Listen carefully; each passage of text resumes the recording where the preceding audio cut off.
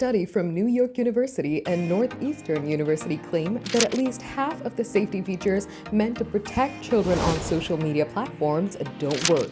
Hey GadInsiders, welcome to your Tech Hub. The study tested 86 features across Instagram, Snapchat, TikTok, and YouTube. And according to that, each of the social media platforms had a failure rate of at least 50% when it came to its advertised protective features, like those that prevent adults from messaging children to stop underage accounts from accessing harmful content. For this, researchers created dummy accounts to mimic children of various ages, in addition to some adult accounts.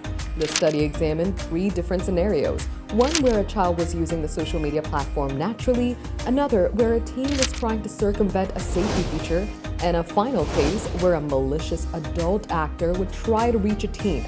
If the safety features were intended to be turned on by children themselves, the study considered it a failure if the feature was either so difficult to find, or if it didn't actually do what it described, or if the feature was completely missing from the platform.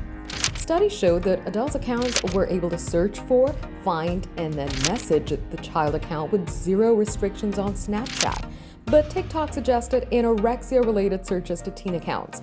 Meanwhile, a Meta spokesperson said the teens are seeing less sensitive content, experiencing less unwanted contact, and spending less time on Instagram at night thanks to Instagram's teen accounts.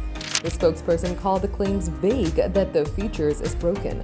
Apart from this study, social media companies are facing lawsuits and calls for social media bans for children. For more updates, subscribe to GadInsider, like and share the video, and don't forget to press the bell icon so you never miss any update.